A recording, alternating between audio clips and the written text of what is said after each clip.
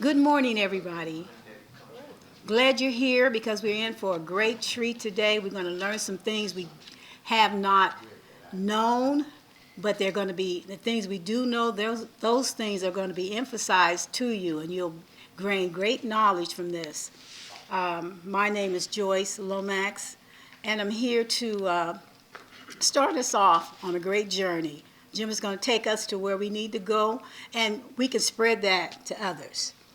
We're going to start with prayer, and we're going to start with two different versions. We're going to do our Christian prayer, and we're going to do our Muslim prayer.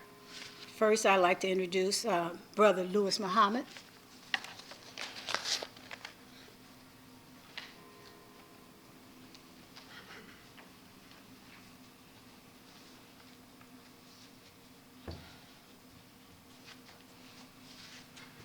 Greetings.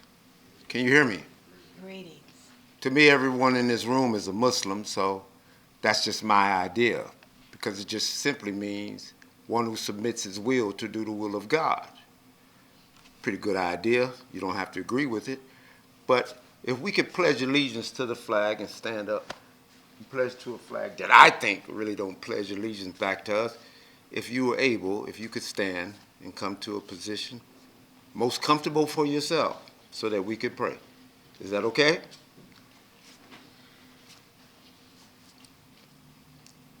In the name of Allah, the Beneficent, the Most Merciful, Master of this day of judgment which now we do live, Thee alone do we serve, Thee alone do we beseech for help. O Allah, please guide us upon the right path, upon the path of those whom Thou have bestowed favor, and not upon the path of those whom Thou have brought wrath down upon, nor upon the path of those who go astray. Ameen. Thank you. I think. Now we're going to be presented with another prayer, and it's going to be done by Reverend Gillespie. And this is going to be our Christian prayer.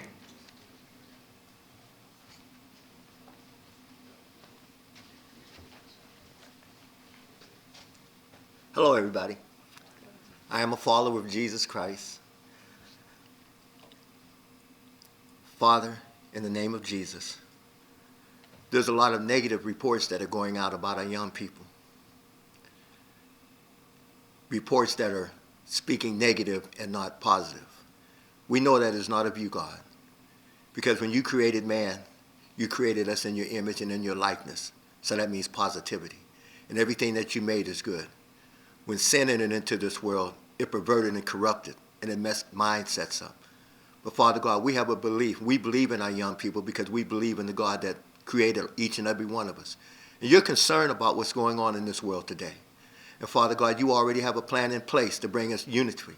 So I ask right now that you speak to the heart and mind of Gemma McWilson right now, to direct us, to give us hope, to give us positivity, to let us know that we are somebody.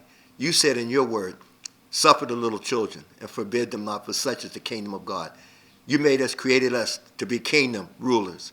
And as Brother Warren always said, we will produce your consciousness. And so when you produce something, you think positive about it. You don't think negative. That doesn't even enter into your mind.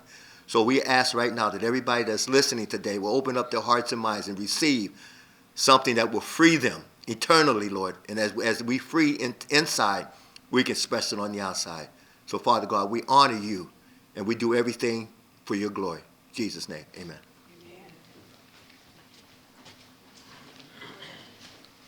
Okay, now that we're all filled, now we can start with our speaker, who's going to introduce our speaker. It's Jackie, Nick, and Dear. That's okay. That's okay. Good morning, everyone, and thank you for coming this morning to hear and be part of Gemma McWilson's departing perspective regarding the ongoing failures of this city's leaders to address and resolve the numerous problems which continue to plague our African American community. Where do I begin? Well, I submit to you that the where I believe our problems originated and the why they persist will be discussed by Mr. McWilson. And I will share some of my ideas as well. Mr. McWilson will give details regarding the reasons for the positions he has taken over the years on these issues. But I will open with a little background on my introduction and my opinions on the issues that will be discussed today. First of all, a little family history, my family. I'm Jacqueline Jackie Jackson Adair, a lifelong resident of Youngstown. My parents moved from Alabama to Youngstown in the 1940s. Neither of them arrived here with more than an 8th grade education, but they saw to it that all 5 of us graduated from high school, East High School, with an excellent education. My late sister and I were National Honor Society graduates. I graduated college with a BS in science and an MBA. Both of my late sisters graduated from HBCUs, Howard University. My sister Carol graduated with an electrical engineering degree, and my sister Loretta graduated with a degree in social work and later became a psych nurse. My brothers left the area after being drafted and serving in the military and moved to Michigan and were hired by General Motors in their skilled trades departments. Now, why do I share this information with you? Because I'm sure you can see there's a theme running through this narrative. The message to me, and should be to you, the importance of a great or at least a good education is obvious, especially for our marginalized African American community. Proper education, or lack thereof, is at the root of most all, if not all, of our problems, be they economic, crime, employment and unemployment, economic development, and other issues too numerous to mention. Again, inadequate academic preparation, of the children and many of the families in this town has been and are the problem. For at least the last 30 years, some of us have been shouting to the rooftops the need for upgrading, improving the academic training of the children in our schools. So why have those of us who should have known better and should have done something, anything, about this long-standing, deplorable, unsustainable academic condition, why have we failed to act? It would appear that too many of us are tone deaf. Most glaring examples have been exemplified by actions of the Youngstown City School Board. About 2 summers ago, the majority of the board, save one, voted to approve and submit for approval to ODE an academic improvement plan. All of the metrics in the plan were well below any reasonable academic standard that any student or school district would be and could be expected to meet. Metrics referred to as targets were as low as 16% for an academic school year. I believe Mr. McWilson will touch on this during his presentation. He'll give you more details. Another example, the district was offering advanced PE classes, physical education, advanced physical education classes, but not offering computer tech and computer science classes, especially in today's world where everything is computer. When administration was questioned about this, a joke was made by one of them, and board leadership and others fell silent, as did the CEO. Is that leadership? No actions were taken to correct that. Check out the curriculum then and now. Post-COVID shutdown, another example, including academic interventions in the academic improvement plan, were discussed and dismissed by then CEO, and unfortunately, board leadership, and again, things fell silent. The CEO denied that there was a need for such interventions in spite of all the research to the contrary on academic loss during COVID. So, no interventions were included in the plan, no actions were taken, And city leaders, where were you? Where are you? Not even a peep from city government leaders, nor our many community leaders, including our churches. Now comes the problem of the school district's financial condition. The former district treasurer was slow to provide financial information and very slow to provide requested financial documents.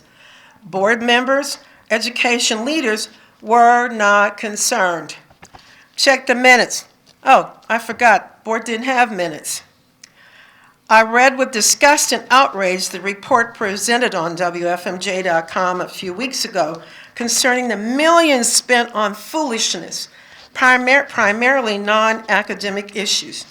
I'm not talking about professional development for professionals, teachers and administrators, but all of the other non-educational items listed in that article. Since when is the school required to spend approximately $16 million on medical health care for students and everyone else? Yet they couldn't and didn't spend funds, for the most part, on academic improvement in the classroom. The district is still not an academic all-star, in spite of spending all of that money. So, African American leaders, where's your voice? Better yet, where are you? Why are we the people not hearing from you? We the people, Black people, will not survive, cannot survive unless there is a definitive turnaround in the poor academic condition of our children. Education is the answer. Thank you for allowing me to share my thoughts with you, and I will now hand this forum over to Mr. McWilson, who will inform, enlighten, and hopefully stir you to action. Mr. McWilson, you have the floor.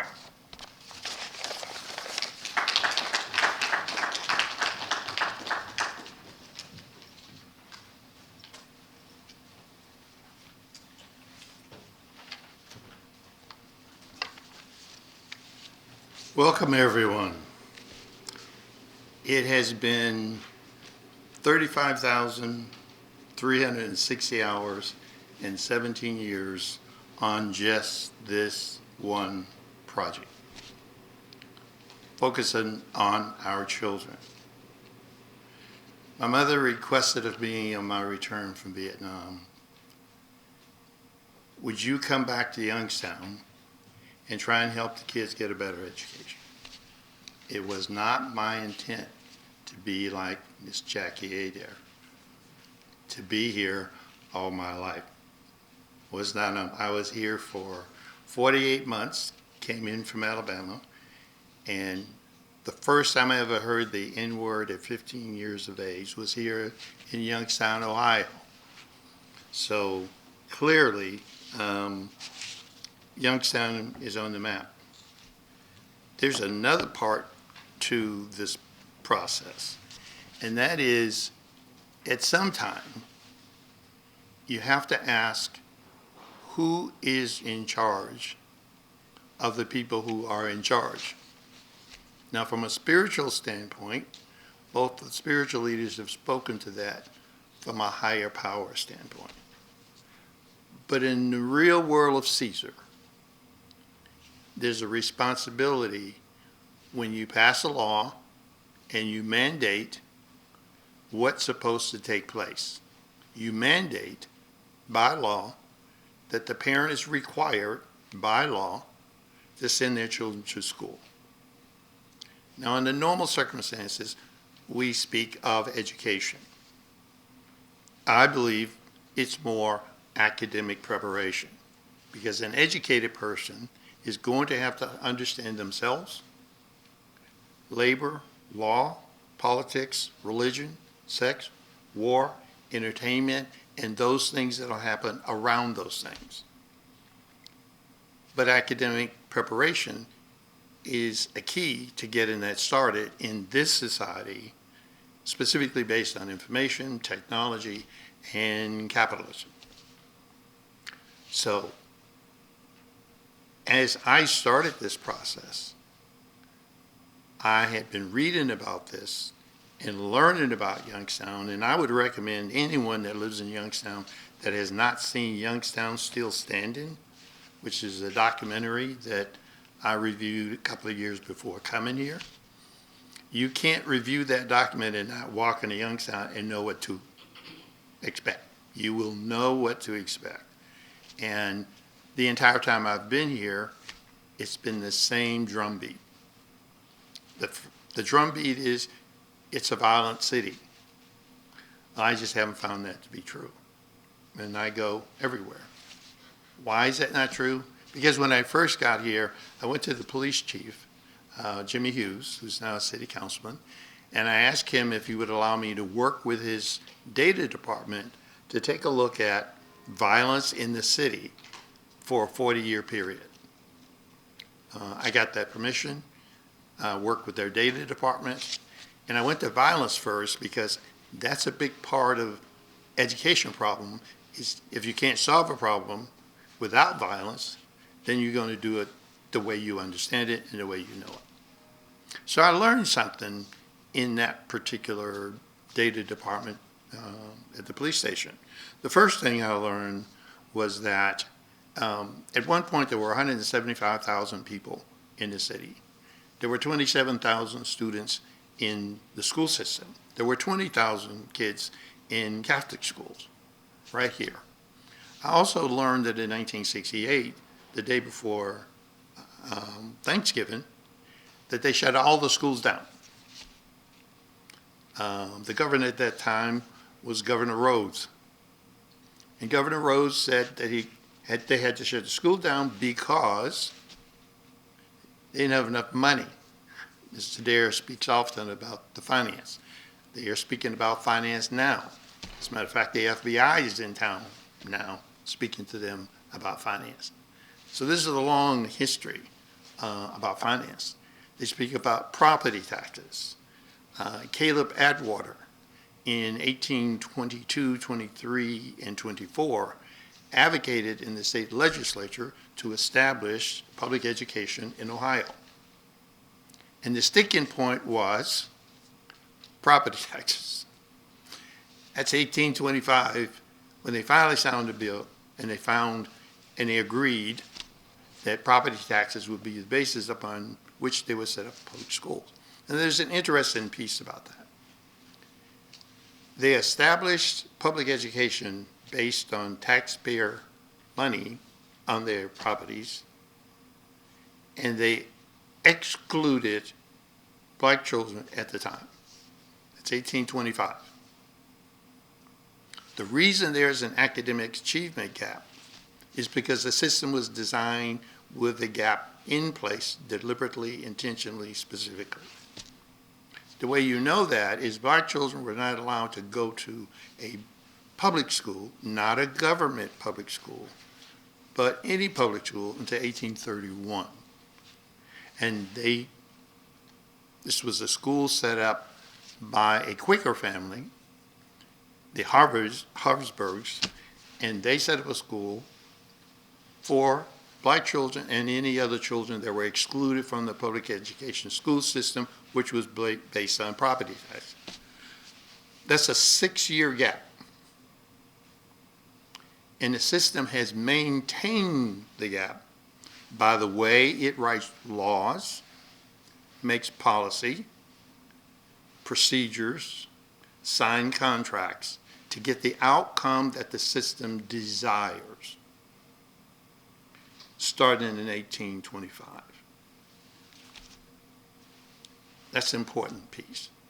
That gap has not changed for the majority of our children since 1825. So there's a deliberate, intentional, specific, anti-black racism, not racism, anti-black racism against black people, and that was codified in law right after the initial Constitution in 1803, where it states in the Constitution, in Article 4, Section 1, only white males aged 21 and above could vote. That's an important piece. It was codified in the first Constitution and it was defined that way, and you can look it up.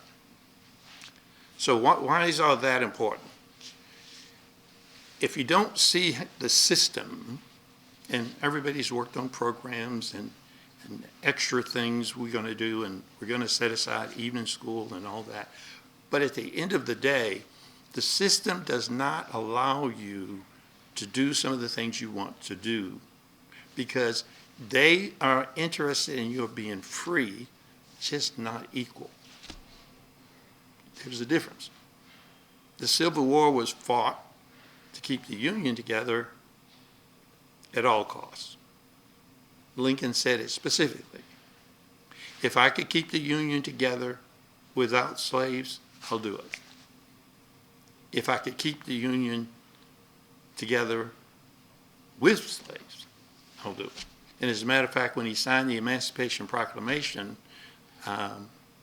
Delaware was still a slave state, but they just sided with the North. So was Maryland. And people forget that, right? So I'm going to walk you through, for the people that I've worked with, how I think. And I'm hoping that in the process of that, you'll understand what I saw spending all my time on this subject and listening to all sides in all meetings under all circumstances and all weather. One, the will was there because I desired to please my mother and to be able to say I did the best that I could do. So now, let's kind of proceed to where I think it's important for you to know that what I think, and how I think, the way I think, so you can understand me. So I'm going to go far, far away, and then I'm going to come back to Youngstown. I'm going to go to places I've never been, but I'm aware is there. And so I believe in the unknown, called by many names, but I believe we're all connected because we all carry the spirit of life, even though we can't see it. Now, what is that unknown? So I'm going to just kind of walk you through interesting things. That's an interesting place. So having a universal view of where things are, what power you have and do not have. The Webb telescope, which is bigger and better than the Hubble telescope, took this picture. When you look out into the universe, you recognize how small you are, regardless of how powerful you think you are in this space. That's an important look at that. If you take a look at how Earth looks from the moon, this is a picture of Earth from the moon. Now, you don't see the President of the United States. You don't see the President of Russia. You don't see the current wars going on around the country. All you see is blue. You would think we'd all be fish, right? Because of the water, right? Our bodies are made up of majority water. The majority of the earth is made up of water. So there's a connection there, right? The fish actually get oxygen from the water. So there's a connection between all life forms, and it is the fact that we have to breathe, period. Stop breathing and you stop living. So looking at Earth and coming down to Earth, and what's the highest place we're in and how do we get here? So I want to do a little white history today because I think white history is important. We're in a society where that's the dominant persons, governments, institutions. These are my two favorite of the founding father presidents. And I want you to understand why they are my favorites. They're my favorites for this reason. If you look at the fact that Adams and Jefferson had a major battle for president. So you go back and look at the presidency in 1800, you would think you're in 2024. It doesn't change. It may be a little better one day than the next day, but it does not change. That's just the way it is. So if you look at all that and you ask yourself, well, what's the difference between these two guys? These guys laid the foundation. For everything that's going on right now, they laid the foundation. Jefferson, as you know, was a fierce slaver, period. Jefferson told people he really didn't believe in slavery. Jefferson, in a book that you can look up called Notes on the State of Virginia, wrote a book. And that book describes in detail his opinion of the African skin, the African hair, the African smell. However, he didn't have a problem with Sally Hemings. She was the exception. Okay? There's always one, at least. She was cute. Made a difference. So he made special dispensation for her. They're still doing that today. They make special dispensation for some of us that they think are okay. And if you think about it, that's the way their system works. Jefferson also, going back to our ministers, Jefferson also wrote his own Bible because he was that high in the universe. In his universe, I'm going to write my own Bible. Matter of fact, you can order it through this library, right? So it's very important to know why Jefferson was such a fierce slaver, human trafficker in these days, breeder, and bred like they breed horses for a better breed of us. And some of us think that we are a better breed than others, right? It still works that way because we've been bred that way. We've been conditioned that way. So when you think about all these things and you ask yourself, well, gee whiz, is this always going to be this way? Well, just think about the current run for president and the run for the president between a non-slaver that did not believe in it, did not support it, and proved it, and one that did, and also the one that did said these words, quote, "We hold these truths to be self-evident." We, right? Those are his words that people put out. But who was in the we? Right? Not anybody in this room, right? So, again, Adams, the opposite. I heard President Brown bring up Haiti in the last few days. Well, guess what these two guys had a problem about? They had a major battle politically during the run for the 1800 presidency, and Haiti was the point. Why Haiti? Why was Haiti the point? Well, Jefferson felt very clearly that what Toussaint Louverture and Jean-Jacques Dessalines and his spiritual leader Bookman were doing was causing a revolution. Well, you would think they would support that because they just went through a revolution. But that's okay for them to go through a revolution. They just didn't want those because they were slaves. That was the point. It was that simple. So What did Adams do that will give you a clear differentiation between Adams and Jefferson? Adams made a deal with Toussaint Louverture, Jean-Jacques Dessalines, and Bookman to help them fight the powers of the day, which were the French, the British, and the Spanish.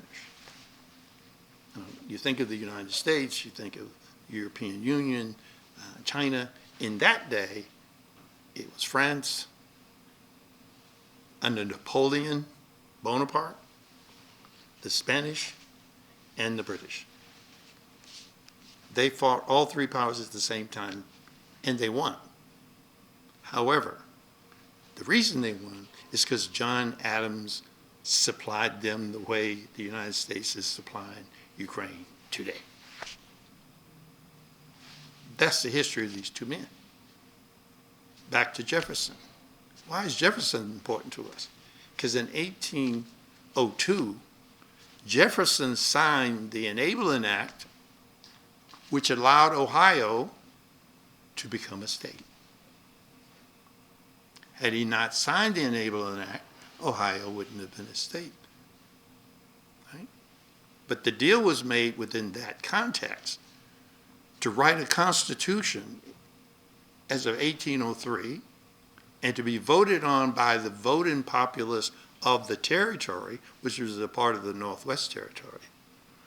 What's the deal? Well, you have to install the primacy of whiteness. There's a difference between the primacy of whiteness and white supremacy. It takes something to produce primacy, privilege, and affirmative action. So who had primacy, privilege, and affirmative action in the first Constitution of Ohio? White males 21 and over. Not white people, white males. That's in the Constitution, 1803. But listen to this.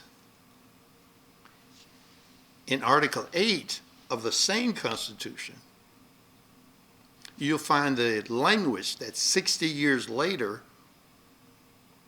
would be codified as the 13th Amendment. So 60 years before the 13th Amendment, Ohio was called a free state because it states in Article 8, there shall be neither slavery nor involuntary servitude in this state. Now, listen to those two statements. You have Article 8 and you have Article 4, Section 1. Over here, the primacy of whiteness, and over here, we're freeing these people. Everybody votes. It passes. It's agreed on in 1803.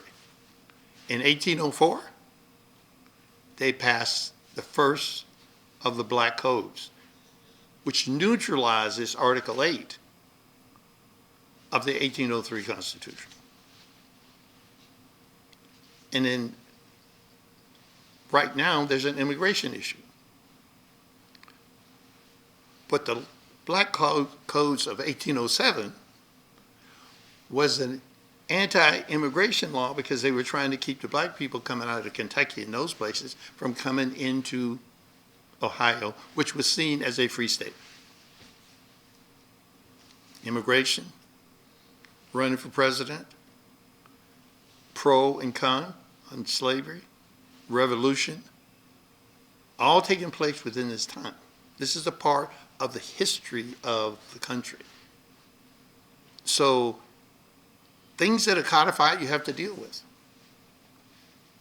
So in the Constitution of 1803, the Constitution of 1851, the Constitutional Convention of 1874, and the Constitution of 1912, they ratified and codified and went from Article 4, Section 1 to Article 5, Section 1, but they maintained for 103 years the same thing. White male primacy, according to the Constitution of Ohio, did not end until 1923, when women got the right to vote and their women wanted to run for office. Now, those are just the facts. You can look any of those facts up. They're all there for you to see. Now, why is that important? Because now, as you look at these two guys, all the stuff that's happening today was happening then. If you're anti-immigration, well, there was anti-immigration then. We just happened to be the ones they didn't want coming across the border. And one interesting thing about the black codes is that a black man couldn't get a job. Now, remember now, I'm talking about 1804. A black man could not get a job unless he could get a $500 surety bond in 1804 and 2 white males to bless him as being worthy to get a job. These are laws. I'm not talking about opinions. These are laws that you can actually read. So where did this imbalance in economics start? Well, it starts right there. If I got to come to you, first I have to have $500, and I just walked out of slavery. That's the first test. Then I've got to go get 2 white males, according to the Constitution, to sign that I'm worthy of working for someone for a living to take care of my family. So all that's just there. So that period of time is right now. So this is nothing new, what's taking place today. Right? Remember, you have Democrats, you have Republicans, but they were born Siamese twins. If you go back to their history, they were born as a Democratic-Republican Party. Not the Federalists or the Whigs, those were different. They were born as Siamese twins. So they think alike. One may be a little bit nicer than the other, but then they take turns who's going to be nice. And how do I know that? It's because in 1867, the 14th Amendment was ratified.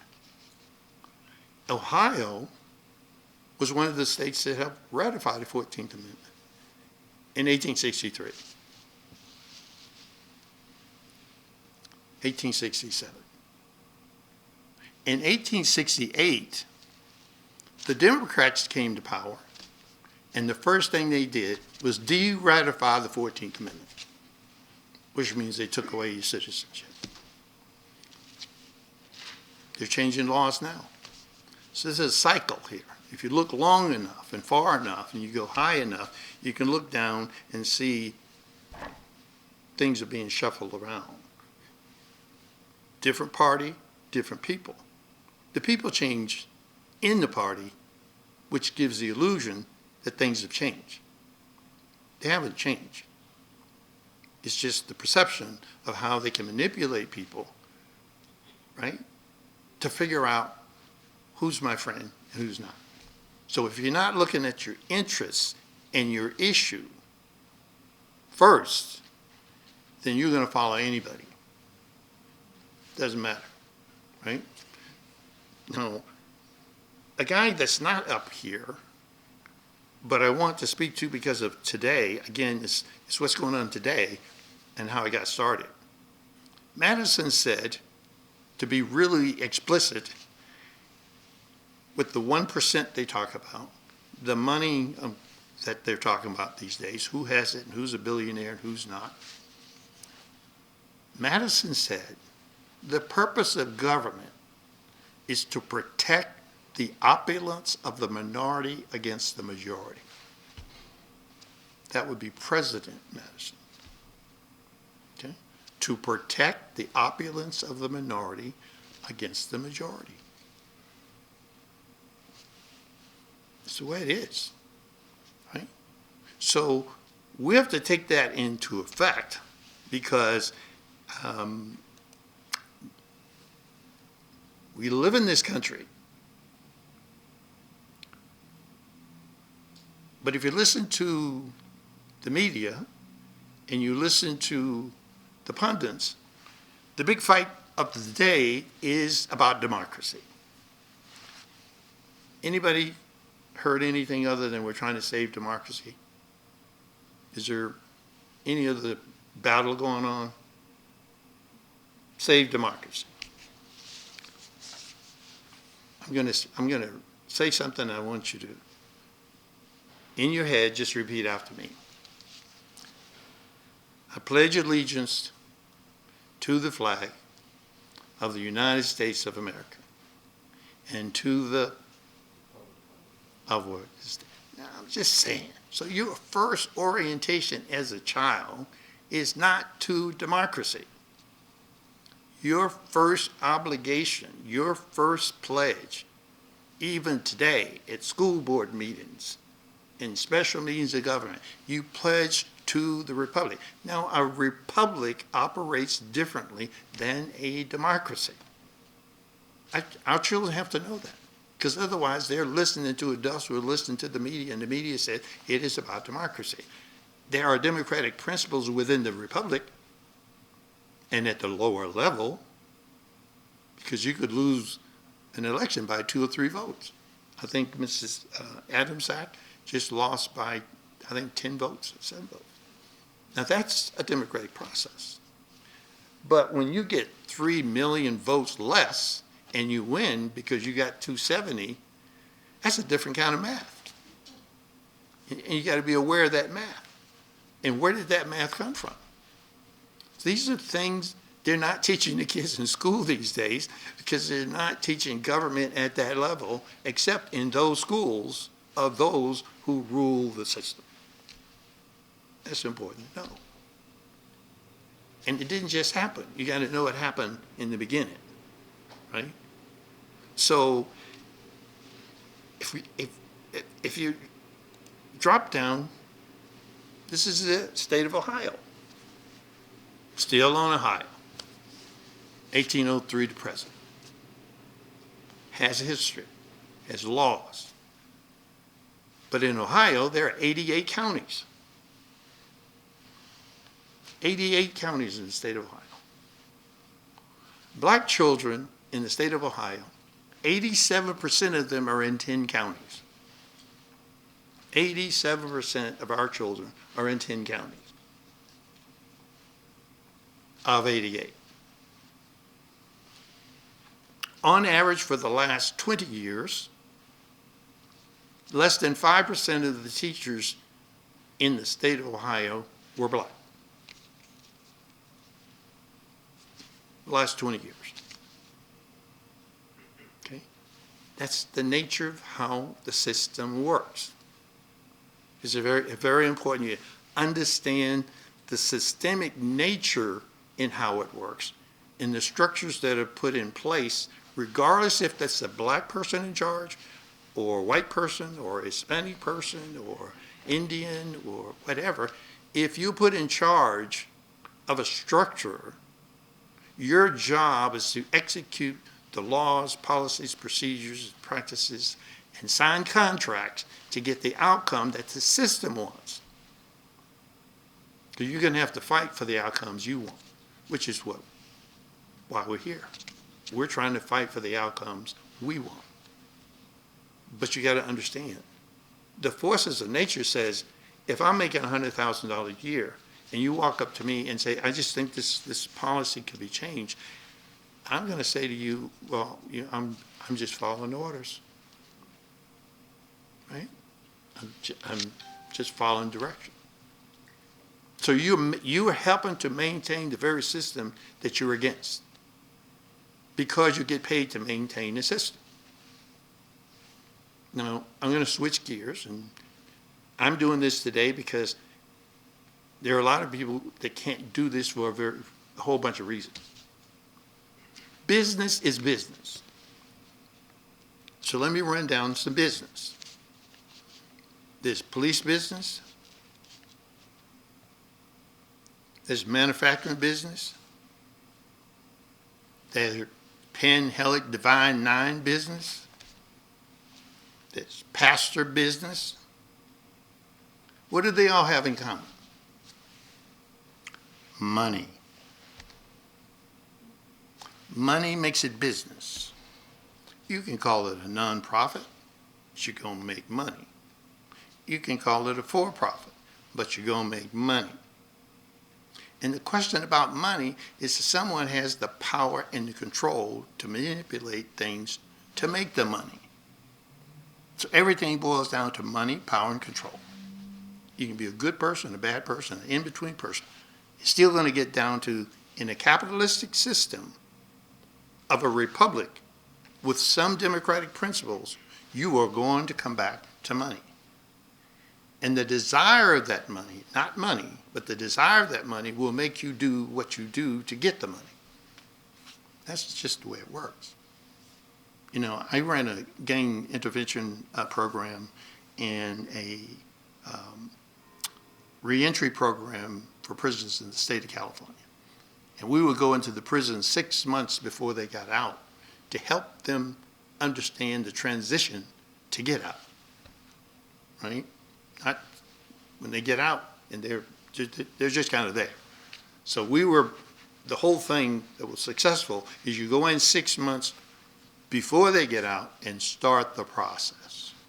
They get special privileges, a whole bunch of things happen. But you can't just turn them loose once they get out.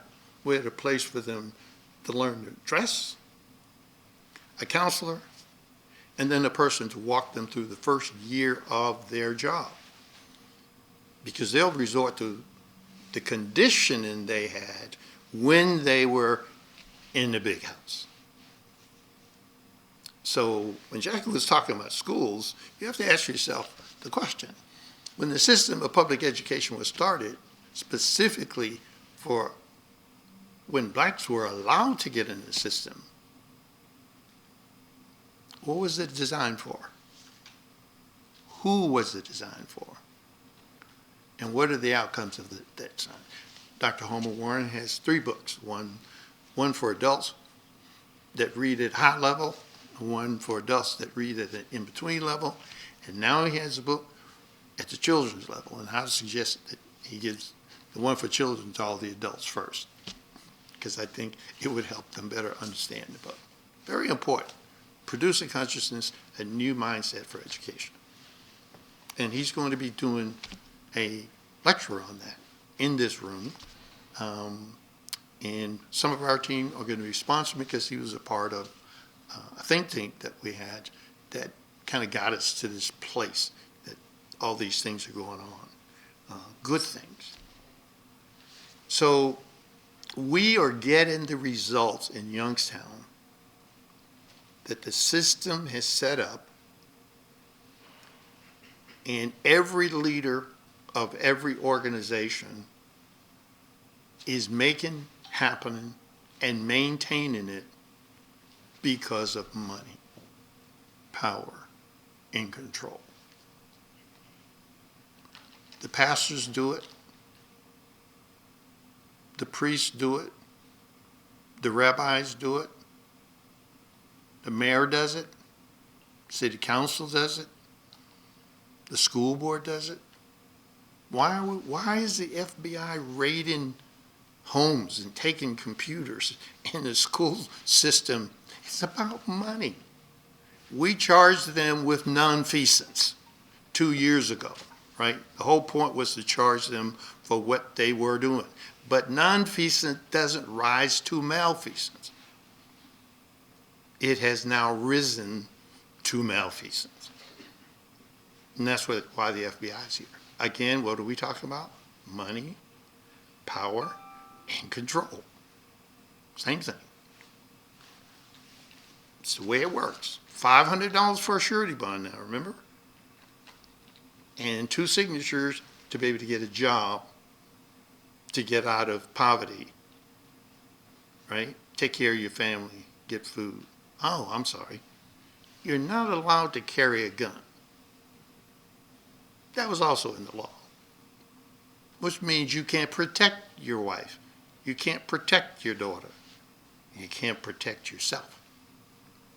If you want me to sign this piece of paper, that's a reason to get the money, is you're going to have to behave yourself and know your place. Don't get out of your place now. All right.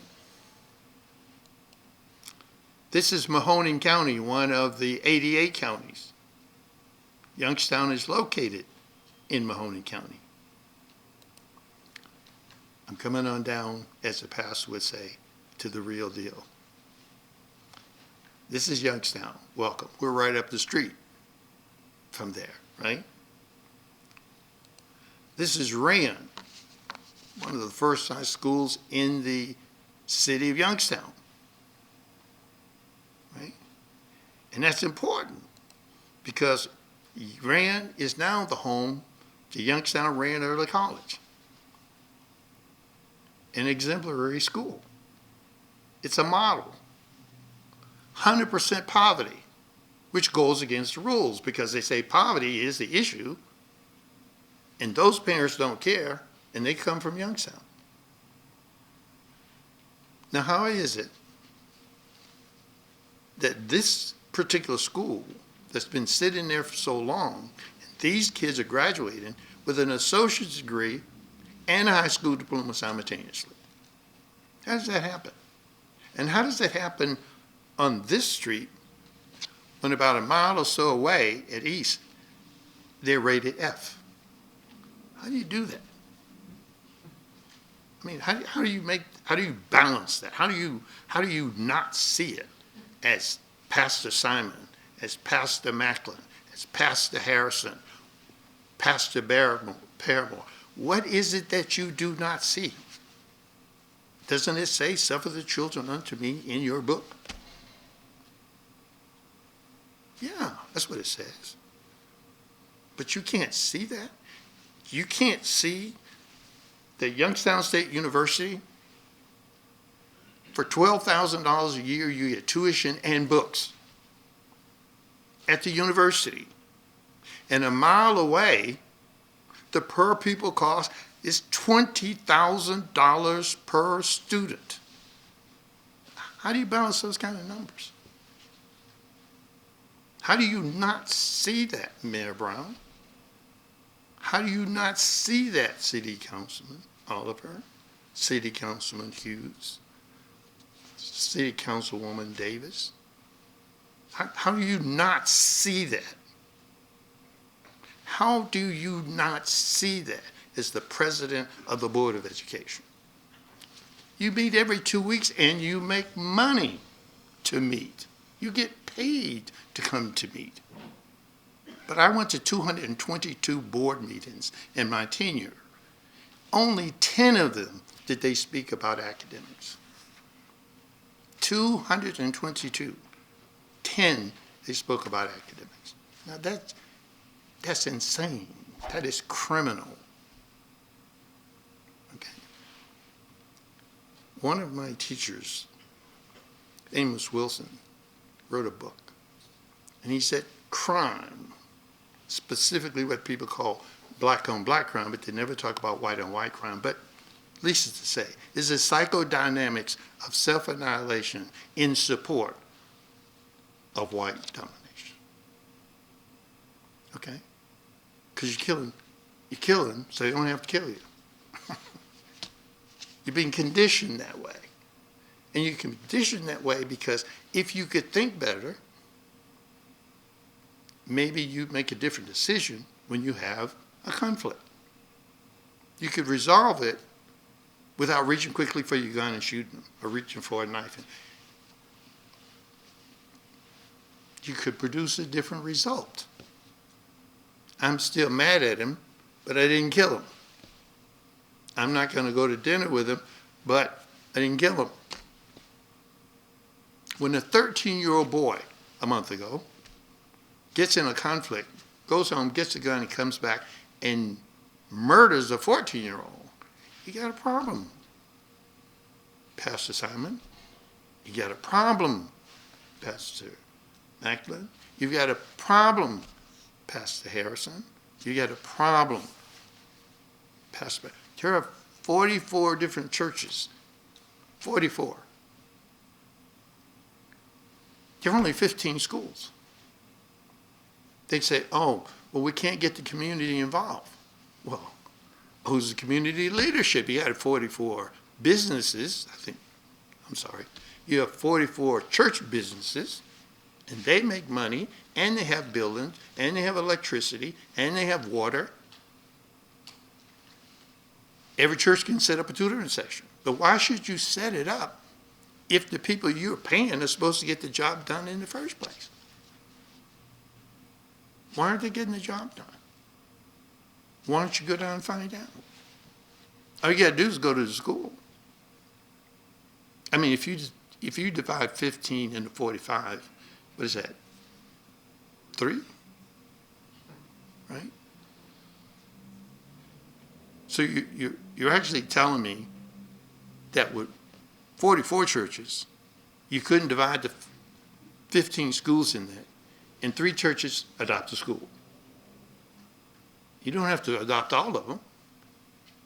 And you wouldn't have to go down there every month. You'd only go down once every 3 months. That's simple math.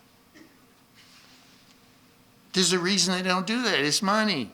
It's power. It's control. Because the lie that I hear, well, Brother McWilson,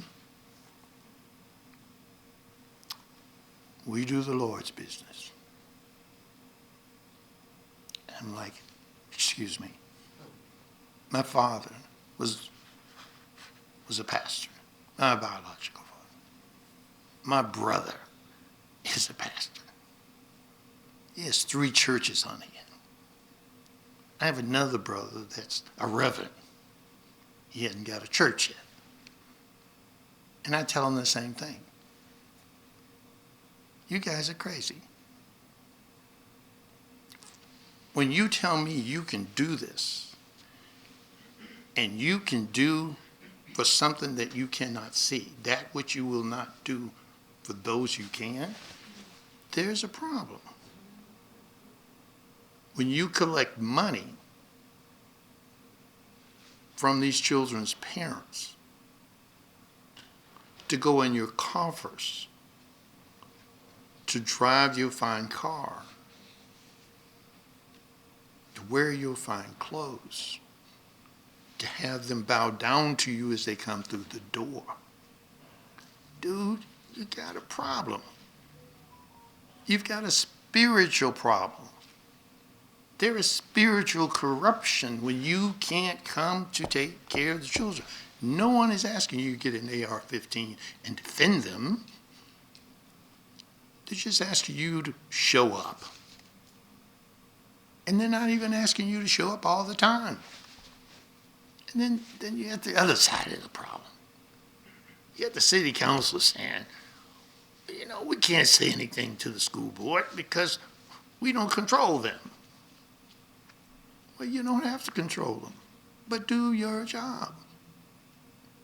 Now, we had a little thing going, and we asked the mayor if he would look into the kids who graduated from school who cannot read. The mayor says to me, well, you know, Brother McWilson, that's Superintendent Jennings and the board, and, you know, I can talk to him. I said, I'm not talking about the school. I'm talking about the ones in your city. They've already graduated, or been kicked out. And you've got $82 million in ARP money. How about $90,000 just to tutor those kids? Then there was an uproar about that. It was front page news. And Mayor Tito Brown refused. Now, I'm not saying something that wasn't in the newspaper. Multiple times. Multiple discussions at the city council meeting. This is crazy kind of stuff. And you had people die to get you in the position you're in so you would have the right to do it, so that the vote you have, so you could get voted in, and then you take the vote and you do the same doggone thing they were doing before you got in. That just does not make sense. Okay? Oh, did I leave out the school board? Because that's where it starts. You got 7 people sitting on the hill. Up the hill, down the hill, a block away, across the street. I sat in those rooms We've got members in here that sit in it. They're still doing the same thing now that they were doing when I got here. So you got church ship, friendship, police ship, courtship. You got all these ships. They're all going north, and the kids' ship is going south. But they got their ship. Now, people don't call people, now I've learned in this city, people, I wouldn't say that because brother so-and-so, that ain't gonna make no difference if you're not taking care of the kids. Everybody across the country. I mean, Laugh-In, for those of you who are old enough to know, if you Google Laugh-In in Youngstown, they were the joke of the nation on a primetime show because they couldn't take care of the kids. The books were old. Just Google it. That's crazy. Those kids are there because the law, based on the Constitution, requires them to be there. And now you want parents to be able to teach trigonometry, physics, chemistry. Oh, I'm sorry. You should teach them to read before they come to school so we don't have to teach them when they get here. Doesn't make sense. But it's not like there is not excellence here. This is what's called a best practice school. Best practice within the government system and how it works. I'm not saying that's the way it should be. I'm saying according to the law, you're going to obey the law, and we're going to orient you and induct you into our system. Now, the minute you start fighting that system, you know, so who's the two guys I had? Jefferson and Adams. If I had a test and I put Jefferson and Adams in here and I say, these are the two of the greatest founding fathers of this country, you get 50 points each. And if you know better, and you know they weren't for you, and you say, well, no, they weren't for me, you get an F on the test. So you better say yes, so you can get 100 points and pass the test. Because that's orientation. That's indoctrination. That's what governments do. Not just this one, they all do it. So if we don't help them learn who they are and how they should be and whose they are, you get crazy stuff. So let me take the crazy stuff for a minute and go back to the study. I spoke to the mayor, McNally, before Tito Brown, at a criminology forum at Youngstown State University. Room packed with people, and they're talking about crime and how violent it is. And I'm going, I don't see it. I don't see it. And he said, well, you read the newspaper? Yes. Well, it's on TV all the time. I said, that's the problem. See, because according to your current population, you have 65,000 people. According to the current murder rate, you have less than 30.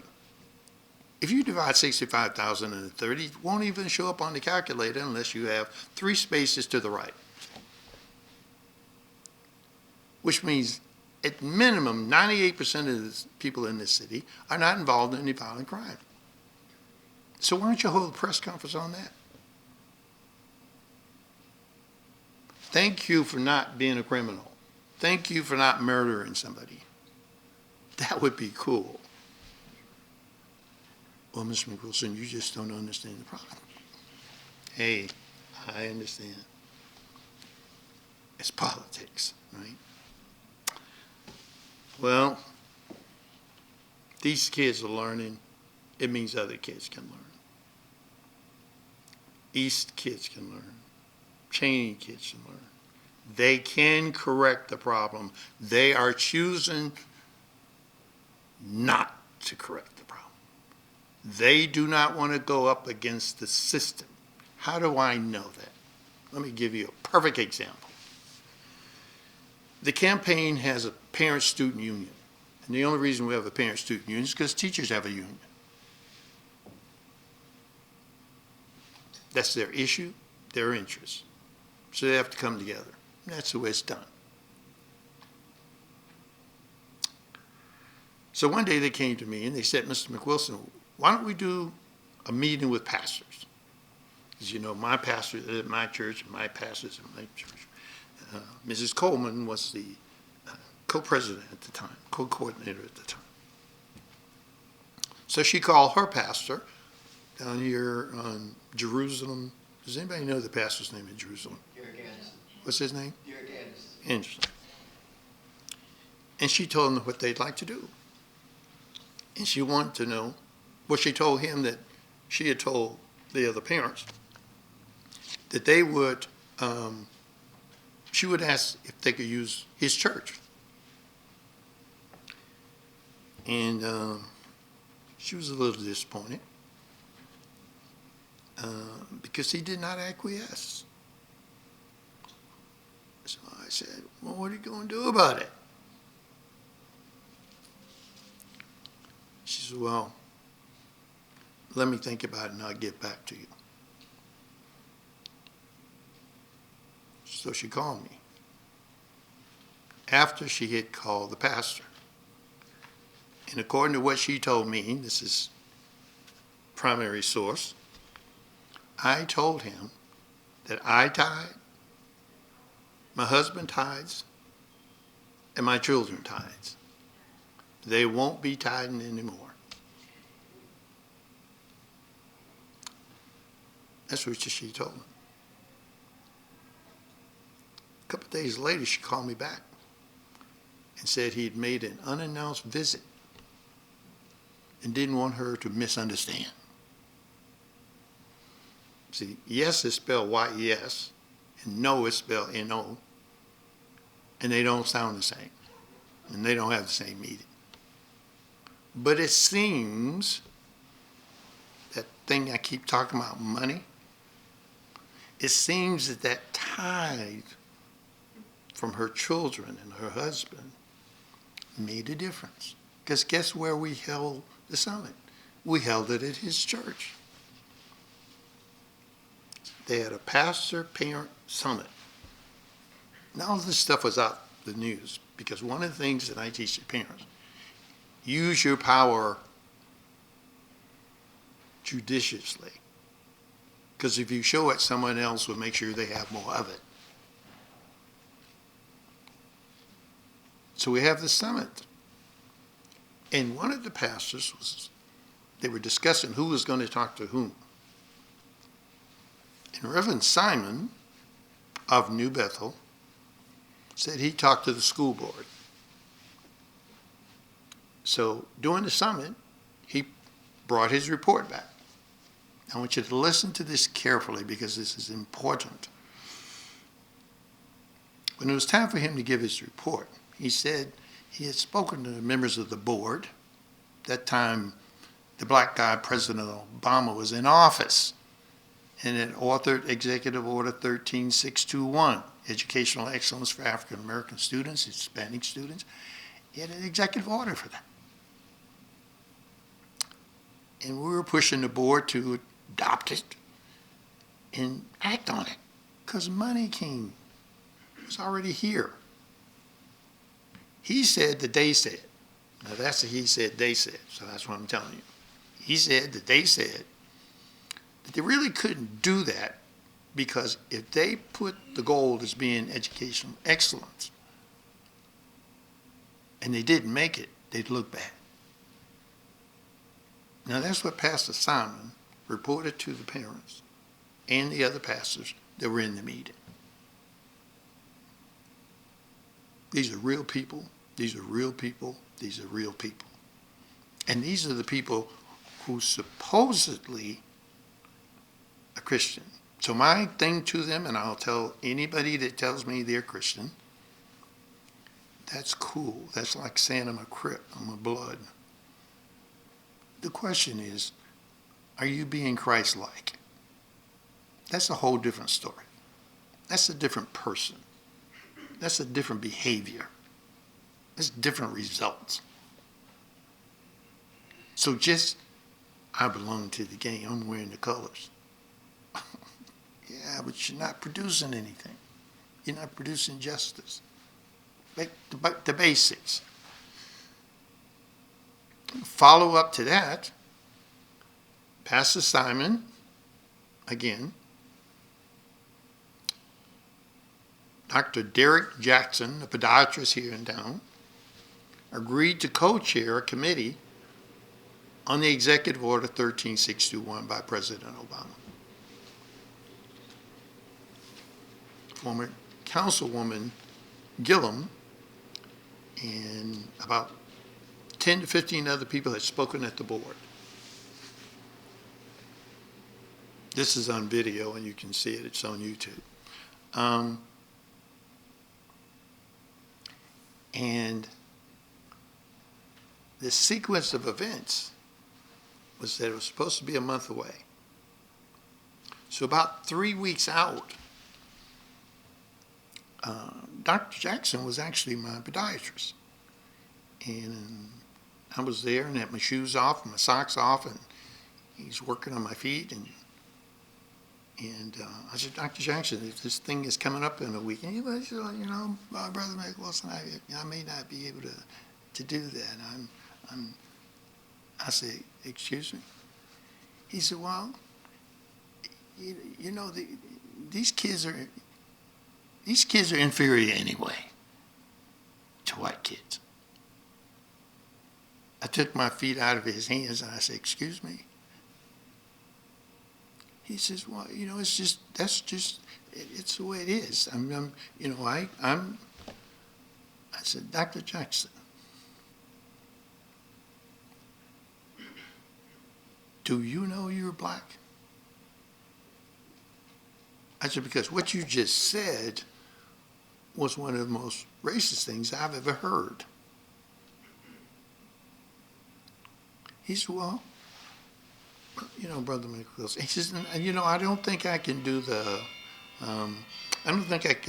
co-chair of the committee thing because, you know, my customers may get it wrong.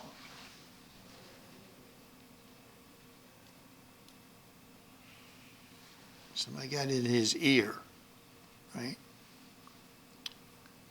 Well, who's the next person do you think that dropped out? This is President Obama's executive order on educational excellence, for which the district in the previous 10 years had received $100 million to help the disadvantaged and the underachievers. So they both dropped out. These are just basic facts.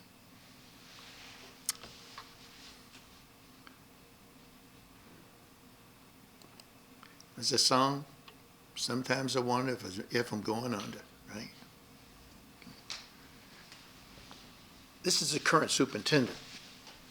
The current superintendent used to be the chief of staff of the past CEO. The past CEO, when it comes to money, received ESSER money and ARP money, spent $7 million on athletics, but would not commit $7 million to reading, $7 million to math, $7 million to science, and $7 million to history, and $7 million to the arts. Now think about that. What is 5 times 7? 35? He got 77 million total. He could subtract 35, put 7 in each one. He still got money. But he chose sports. $7 million on sports. People think you're crazy. But if you take Du Bois's talented 10th, I'm having a problem not with the 10th, but with the talent.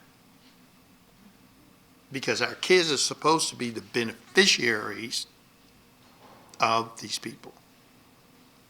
Mr. Dare, who happens to be a member of the Divine Nine, one of them anyway. That would be your Greek letter organizations. I've read every single one of their mission statements. If they were on top of their game, we wouldn't have the kind of schools we have. They'd all look just like Youngstown ran early college, high performing. 100% poverty. They would neutralize the conversation that it's poverty, it's trauma. Well, black people have been traumatized the whole time they've been in this country. Give me a break. I'm traumatized. I mean, you think about it. Which one of you want to go out in Canfield at night in a hoodie and walk around on the street? I mean, think about it. It's the nature of what we know. We have a history, and that is the history we do not teach. And that's part of the problem. You can't go into the school and ask them to teach you something that is your responsibility as a people, and the leaders should make it happen. Every church should be Afrocentric, because all that means is you're thinking about yourself, your issues, and your interests first. And if you can't do that, you got a problem. Mr. Batchelor, I'm going to read this part because I thought it's on their website and you can go read it yourself, but I thought it was interesting and I thought Mr. Dare would understand it because she used to talk to me about, well, I think I'd say, okay, but let's wait and see the numbers. Well, but I said, okay, let's see the numbers. Superintendent Jeremy Batchelor, a native of Youngstown, was appointed as the superintendent of Youngstown City School District on August 1st, 2023 for Youngstown City School District. Mr. Batchelor previously was the deputy superintendent of teaching, learning, and leadership and chief of staff at Youngstown City School District, a role former CEO Justin Jennings elevated him to after a successful tenure as principal of East High School. Now, I'm going to stop there. Let's define success.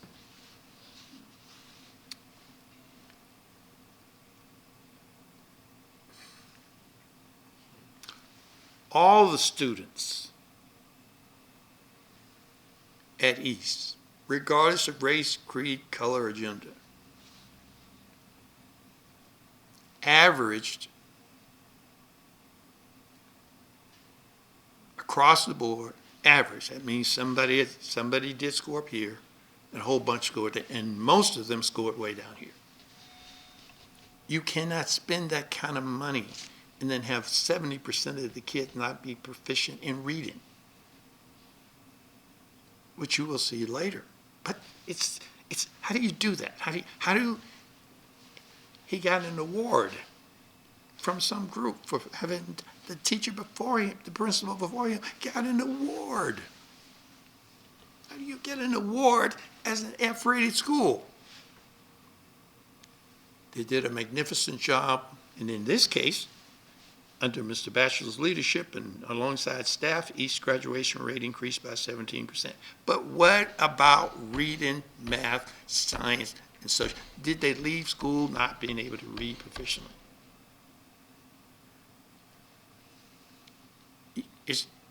You understand what I'm saying? There are connections to these things, the connections to people.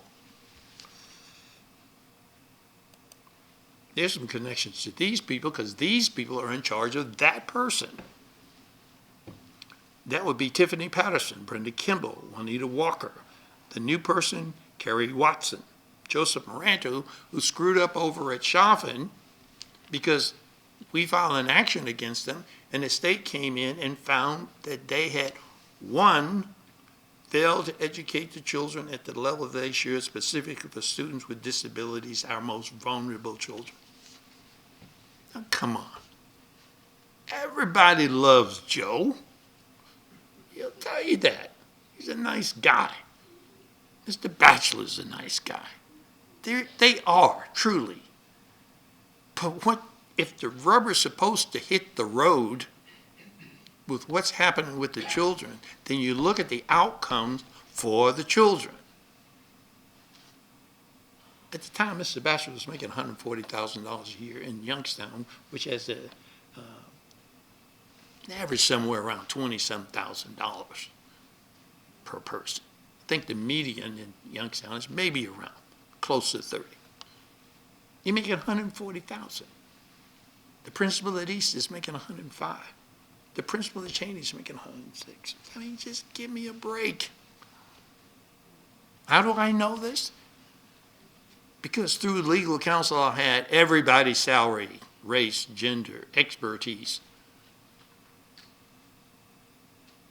So I could list them and call their names.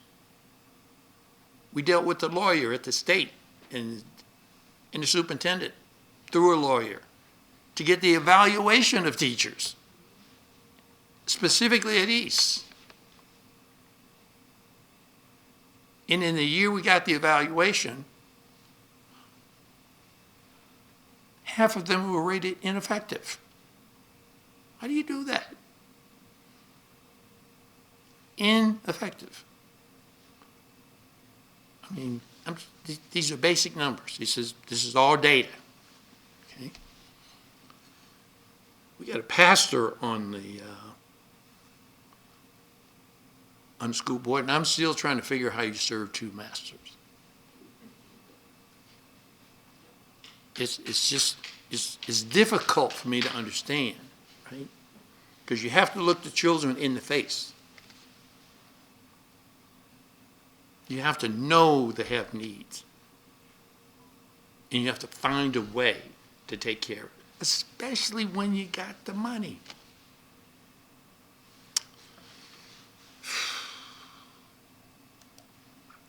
Mayor Tito Brown. You know, Mayor Tito Brown met with President Biden, took a picture together. So he got so much money from the top. And President Biden's executive order supports our position in Brown v. Board of Education. I'm not sure if he's read it. Because with $82 million, you could have helped the kids in the city because you knew the guy up on the hill 2 blocks away from you had $77 million. Well, we don't have enough money for schools. Phew. The mayor was upset at me because I called him on it at a city council meeting and at a press conference. So he didn't fund it, but he didn't realize that was a test for him. It wasn't because $90,000 out of $82 million is not going to take care of all the kids. That's what you call a sample question. It's nice to know how people answer sample questions. Unfortunately, he answered that one incorrectly. Here are my favorite pastors. I'm back again. There's something about reading a book.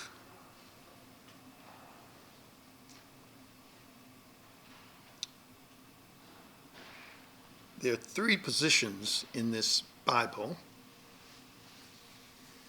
and I usually measure anybody that says they're pastor or they're reverend in the Christian world by these 3 positions that are in the Bible. The first one is that in the first book of the Bible, in the first chapter of the Bible, it paraphrases as follows: let us, plural, make man, plural, male and female in our, plural, possessive image.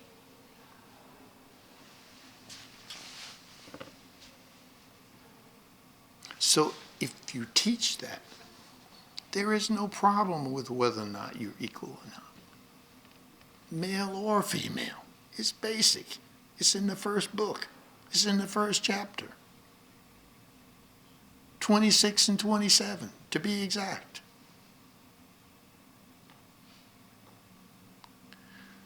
well, you know, Brother McWilson, you know, the work you're doing is good work. I said, well, I'm going to be leaving. I just came to do this. Could you take it over? We had 8 straight years at Youngstown State University on a Sunday afternoon at 4 o'clock where we invited parents who had to fill out a 3-page document to get their children to participate in academic situations. We averaged 2,500 to 3,000 families on a Sunday afternoon at 4 o'clock. No food, no singing, no dancing, just a water fountain and the bathroom. But they showed up. And tell me, well, we can't get them to come to the school. I'm like, jeez, what are you doing? The only reason they came to what we did is because it was about school. They want their children to learn. And when they learn, they want them to be recognized, like we all want to be recognized for things we do. Pastor Macklin and I had lunch. And I said, Pastor, I've run this, and I think in order to institutionalize it, it would be better if, you know, if the church interministerial alliance or Baptist pastors could just take it over. It's once a year. It pretty much does itself. A lot of the parents go to your churches, their kids are around. Well, you know, we can't do that. That's not something we do. Okay. Thank you. Now here's my favorite group. I know you can read those Greek letters. This represents the Divine Nine, the town of the 10, the ones who know better. They, what you might call a peaceful gang. They got their own colors. They throw their own signs, right? You got to think about this stuff. You can't make this up. This is not a movie. This is not a movie. Our kids are in a pickle.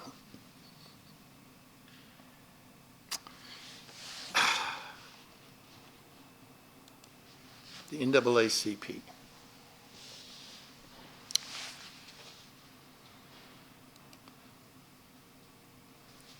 The state conference of the NAACP. I would suggest you go to their website, ohionAACP.com. There's some great work that's been done by a task force led by previously Mrs. McNabb. Mrs. William Moore was the state education chair, former president of the NAACP. In Toledo, President Brown, with a partner with the collective, the Ohio collective to be exact. The meetings that we've had with the state, if you just Google Task Force on Best Academic Practice, everything was recorded so you can hear it, the engagement. But then they stopped dealing with us when they found out we were for real and expected an outcome for which they were not prepared to deliver.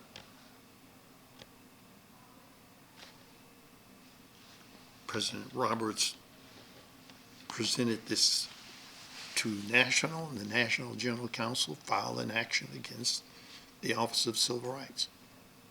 Under a Democratic president, I might add. And they told them they didn't have a case. Oh, wow. You've set inferior expectations, benchmarks, targets, and goals with black kids at the bottom?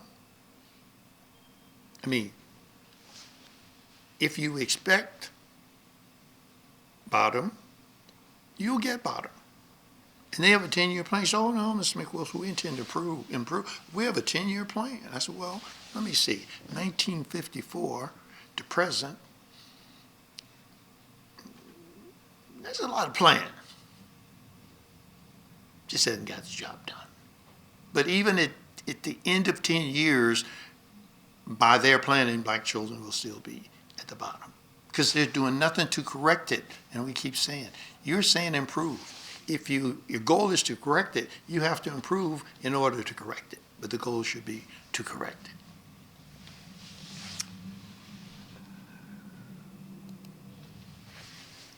The National Urban League.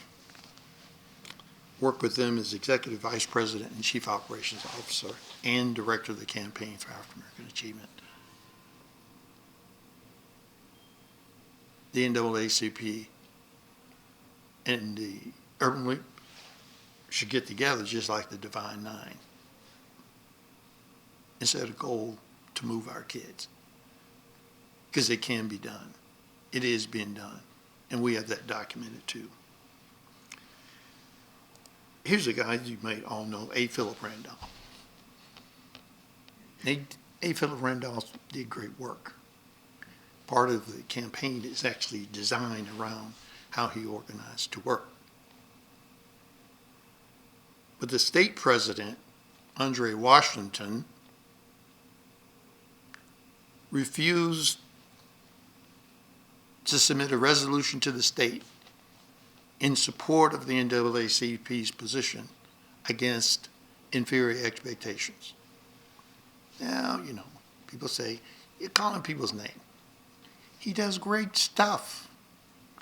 I don't care. We're talking about the kids. Because what's going to happen, you don't support them now, they're not going to support you later. They may become a MAGA person, because you know they have black maggots, because they want to go back to when it was great again. And they don't know what's back there. Okay? Anyway, A. Philip Randolph would be able to tell them. What you see before you is why we do what we do. These are our children. And no one is going to do for them what we're supposed to do. And you cannot expect it. There are some egalitarian people of all races. But your first responsibility is take care of your house. Clean up your yard. Dump your trash. Take care of business because you make money. They're there and they deserve it. This is how the system operates. The Rape of the Mind, The Psychology of Thought Control, Menticide, and Brainwashing was written by a guy who had nothing to do with race. It has to do with how systems work, especially authoritarian system. You know, like being president and saying I can walk down and kill somebody in the middle of the street and nobody's going to care. You know, that kind of person. That's what that's about. And it's important you know. But it's important that you know why there was breeding during slavery. Because what breeding does is simple. Go talk to any person in husbandry, in veterinarian, and ask about breeds. When you breed a mother in terror, it locks down. And what that mother naturally has by the gift of God and the five senses would be passed on to the child unless it's locked down. We had 400 years of being locked down. So the mothers that they talk about, the people that talk about them supports the lockdown. Because if you get the key of the right kind of education and knowing yourself, know who you are and whose you are, you would teach your child something different. And maybe you might even teach your child at home.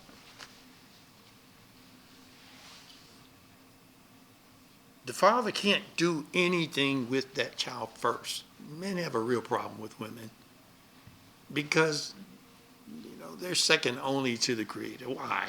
There's only one answer. They're the only ones on earth that can bring life. It is that simple, right?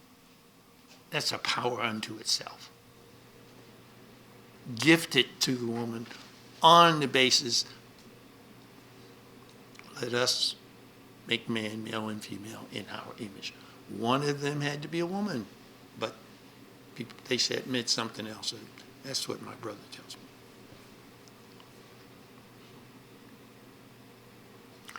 They have to take out the men because they can control the women, because they control their own women. Women they control because it's a matter of muscle mass, not strength. Because most men couldn't handle, those things they put around you, like a small sack, a medium-sized sack, and carry it to work every day and go to work every day and come home and then cook and clean and ice and then be expected to take care of the husband at the same time. That's a little difficult. It takes strength. Fathers have to liberate their sons. Mothers can raise their babies. But the reason we don't have warriors in this community is because they don't want to fight, they don't want to die. And isn't that crazy? Because you're going to die anyway. You might as well die for something.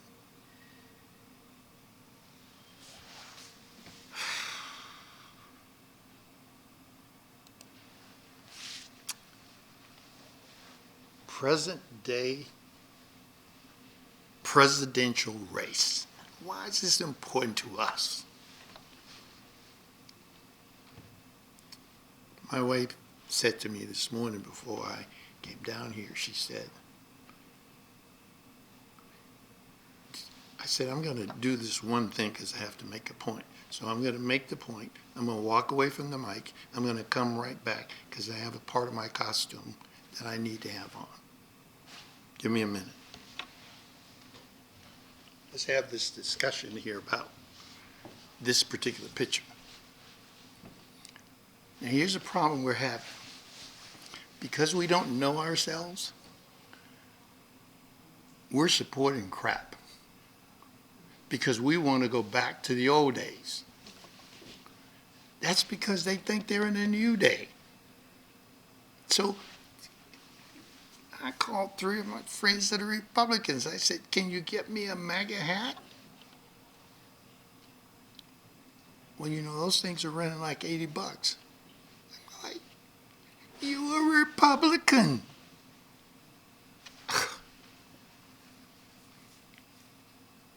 I just went over with you from 1802 to present as to how good it was back in those days. Do we really want to go back there? I mean, it's difficult asking people, do you really want to go back? I asked half my family's white. And my brother-in-law just left 2 weeks ago. He watches Fox News. But his wife doesn't want to go back there either. Because she couldn't vote. She couldn't own property. She couldn't be a lawyer. She couldn't be a doctor. I said, dude, you need to ask her about going back there. So we have this situation. We have a Democratic administration under President Biden and Secretary Cardona. And they approved, under the Every Student Succeed Act signed by President Obama, the same inferior plan that the Trump administration approved. And there may be a lot of difference on a lot of other issues. On this issue, this is my issue, it's my interest. That's why we're here. So it's like you have to worry about it.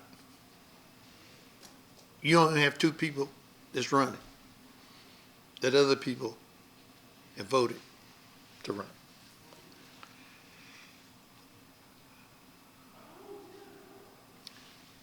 And I tell people, you have to look at it kind of like this, because this is the only way I'm going to be able to vote. There are two snakes in the race. One's close to a garden snake, and the other one I know is a rattlesnake. I'm not going to vote for the rattlesnake. I'll take my chances with the garden snake. I still know it's a snake. Okay. How do I know it's a snake? Because I know that hospitals are being blown up in Gaza. I worked in healthcare for 22 years. I know that babies are being blown up. I don't care who you are. I'm against it. Okay?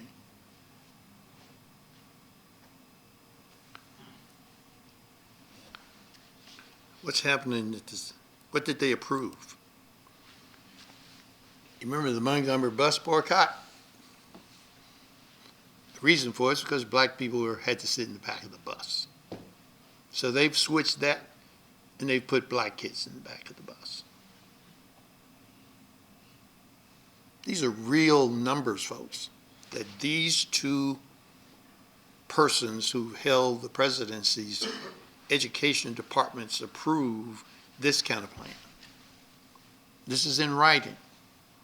So anybody that wants a copy can get a copy. As a matter of fact, if you want a copy, there's a number on here. I'll give it to you. You can write it down. We'll make sure you get a copy. So you can tell your friends. You can tell your pastor. You can tell your politician that you support. That's now. That's this minute. That 57.2 versus 85.1 is in 2023.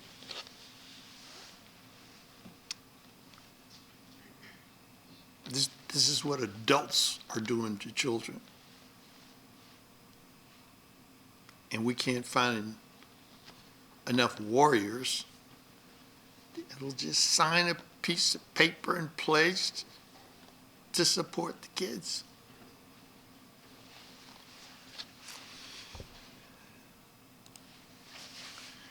State President Roberts did a press conference on academic segregation in Ohio's integrated public school system.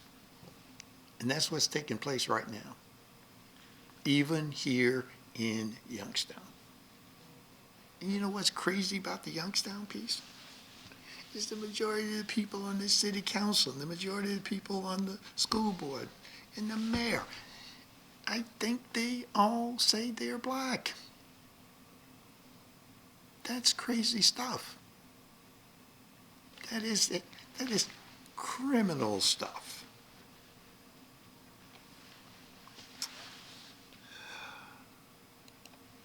Here are 200% poverty school districts.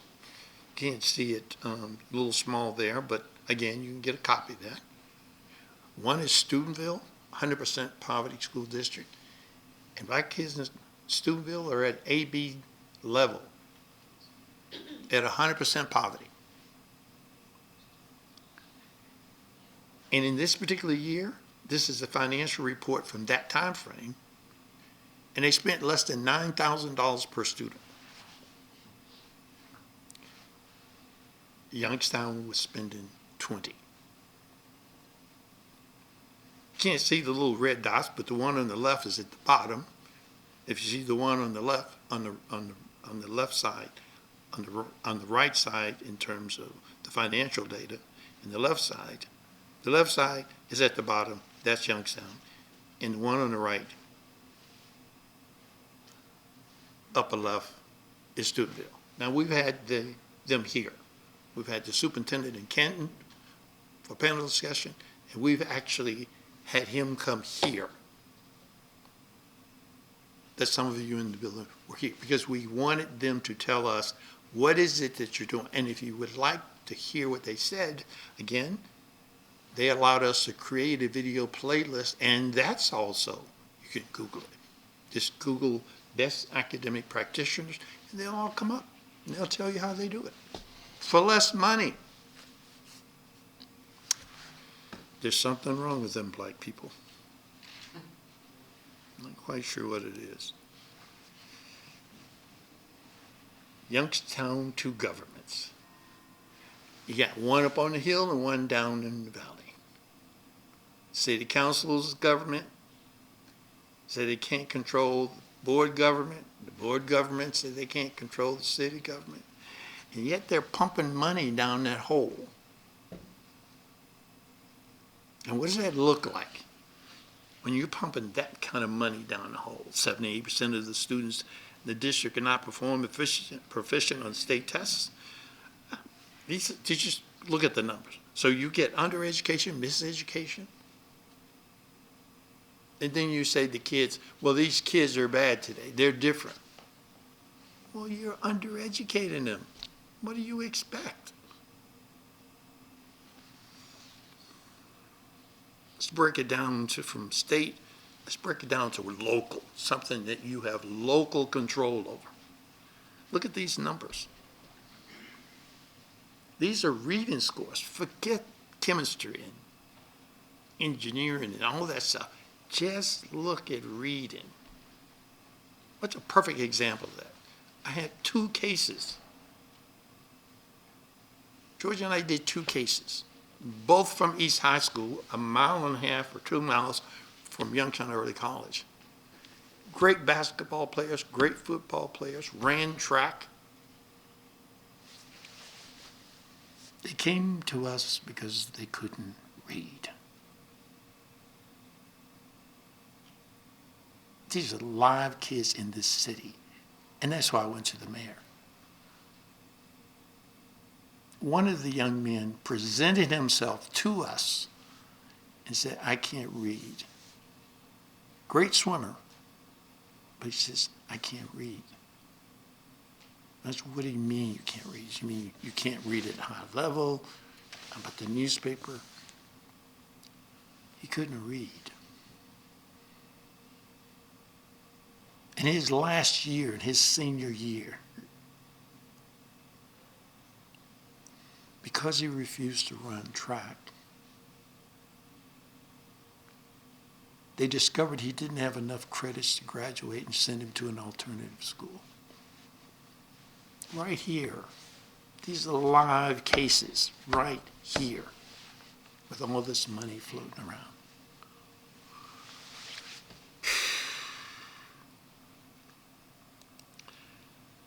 We're finalizing this particular document, which will be prepared and hopefully ready within the next couple of weeks. I happen to have a person working with me. That was your facilitator for the day. Joyce, where are you?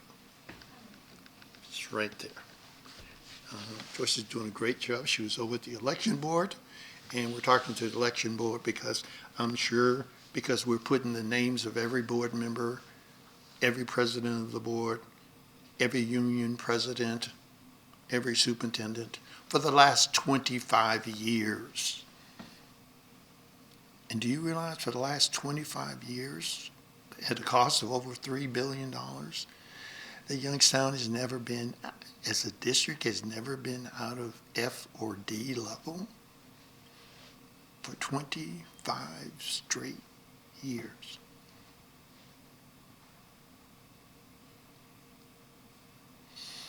That's criminal. That's local, not state.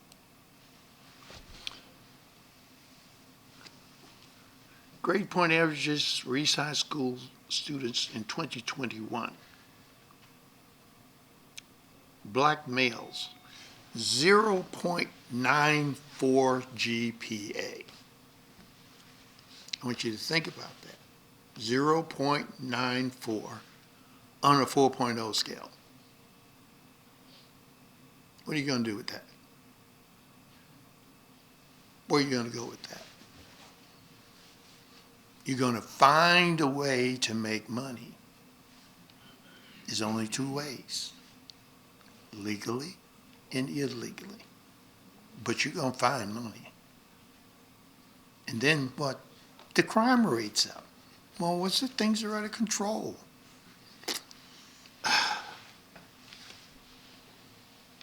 Hispanics at that point, 0.79. That was the first time I saw our kids outscore the other kids.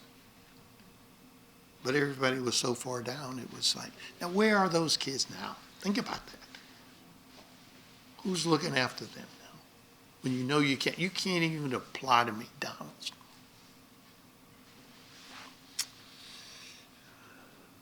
Going back to something former school board member Dare said. The local school board, under Brenda Kimball and her son Ronald Shadd, working with the union, I'm bringing up this union issue for a reason,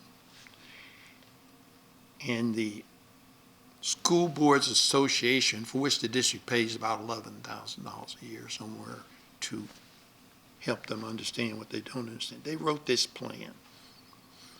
And that plan on benchmark 11 for 3rd, 4th, and 5th grade students, that plan would have left 84% of them below proficiency. That's what the plan called for. So you'd have to read both plans. I keep both of them because you just can't fathom why they would do such a thing. So we had press conference, went to the state superintendent, and there's a letter from the state superintendent there telling them that it's just too low. It was so low that even they said it's too low. You know what I'm saying? I mean, the state designed the system to keep them low, but not that low. Are you people crazy down there? Up there? So they went back and they said, we're going to double it. There are press conferences on this. This is on WKBN, WFMJ, vindicated. This is not in the corner in the dark. They did this stuff in the broad daylight. The plan that was approved, 67% were designed to be. Designed. You got black people designing what was designed for them at a lower level than it was designed for them in the first place. That's criminal.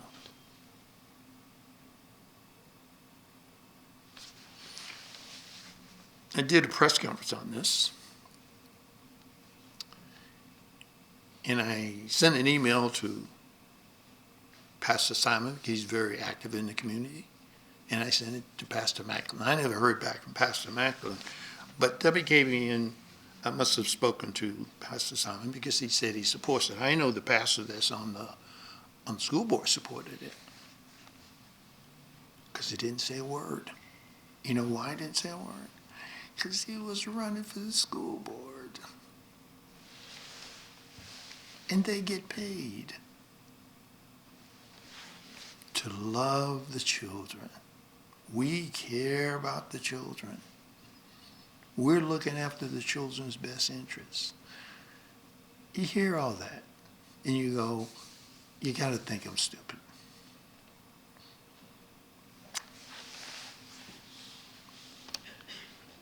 %, first plan, below average, below proficient, below grade level. And you're designing that in a system that you should be correcting it. 2022, all the red is red and all the red is bad. 80% at 3rd grade level, below proficient. 75% in 4th grade, 71% in 5th grade, 85% in 6th grade, 77% in 7th grade, 82% in 8th grade, and 72% in high school. Those are the real numbers. Those are the real deal. So when people are telling us that it can't be done, and we have presented and make sure.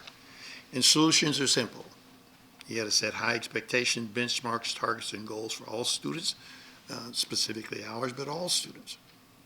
Hold all paid professional adults accountable for using best academic practice models for Black children and other children. And review and report to the public on all academic results on a quarterly basis. Don't wait till the end of the year and it's all over and you can't go down and say, I don't like where you're going. Let's correct it before you get there. My counterpart, Mrs. Moore, and I were at a U.S. Chamber of Commerce Foundation meeting in Washington, D.C. some years back when President Obama signed the Every Student Succeed Act. And there's an entire video on this, the path forward. And all the muck and mucks in the world, you would think, were there. We were actually briefed by Senator Murray and Representative Scott in a separate meeting on what they had negotiated and what was going to be necessary for our community to do. And one of them was that you're going to have to step up. The law is there, but you got to step up.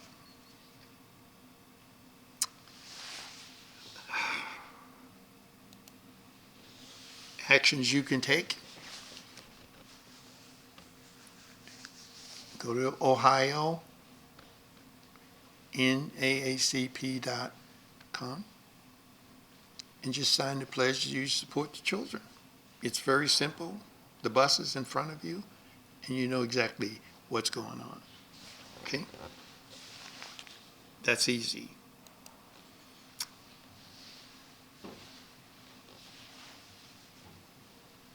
The campaign has been at this and will still be at this. My co-director, would you please stand up, Ms. Lisa Freeman? This is George Freeman's daughter, and she has George Freeman fire in her belly, so she's not afraid.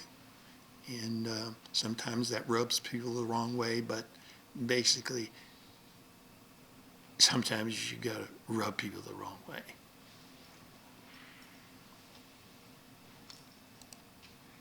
There's a parent-student union. You can tell people they are. It's free. They don't have to pay anything, but they'll learn something, and they can self-teach themselves. It has its own website.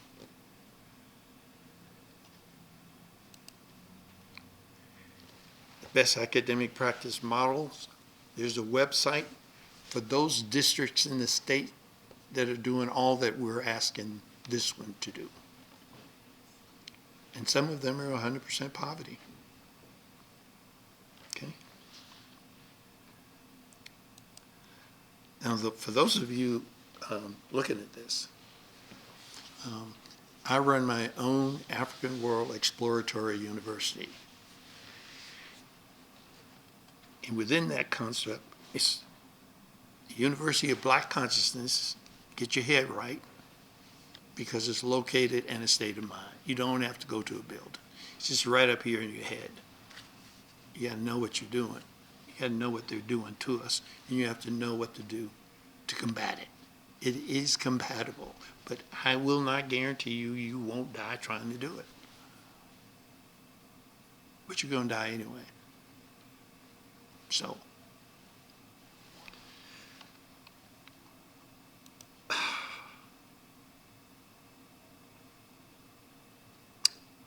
Achievement Matters Campaign, Family Student Achievement.com, Academic Olympiad. We have 5,000 students over the last 10 years that have gone through and become members of the academic because they performed all kinds of children, and you will see that. It was all done at either Cavelli Center or Youngstown State University in Beakley Center. Again, take the pledge, join the fight, and help the battle. It's as simple as that, folks. It is as simple as that. So, I hope I didn't bore you. I hope I gave you some information. I hope you have some insight as to how I think and what I think and why sometimes people love me, some people like me, Some people wish no one loved me or liked me, and then I would go away. But I'm not going away because there's not something in place. I'm pleased to have worked with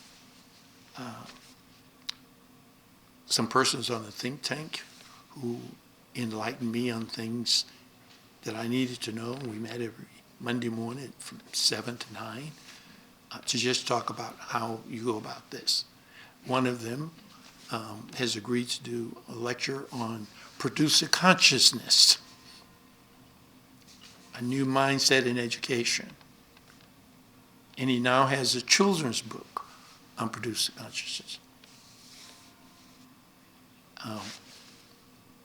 I'm going to call him a homer because he doesn't like me to call him professor. But Dr. Homer Warren is here. And hopefully, now for that one, we don't want the room full.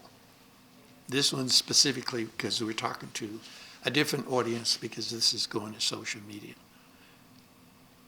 But most of you in this room know what the fight is about. Lisa, do you want to come up?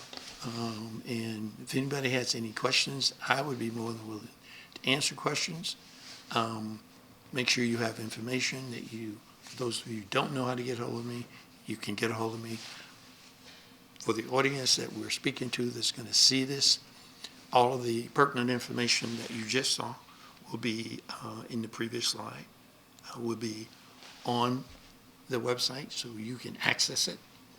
And you can access it without talking to us, but at least access what has worked, what does work, where it works. If your goal is to go to college, you do not have to listen to them when they say college is too expensive. It may be expensive if where you want to go is expensive. So you need to just think about those things. So with that, I'm going to turn it over to my co-director, and then if there are any questions about next step, what you can do, hopefully most of you in this room have already done it, and if you haven't, thank you. Thank you. So if you were educated or edified by what my co-director said today, could we please give him a round of applause? Thank you so much. I want you to know that I understand this awesome responsibility and that I'm grateful for your confidence in me. There are big shoes to fill in this fight for unapologetically having the best academic practices for Black children. We don't apologize for what we're asking for. Let me be clear. There may be 50 shades of gray. In this issue, however, there are two. You are either for us or against us. It is Black or white. You want what's good for Black children or you do not. There exists no middle ground. Thank you.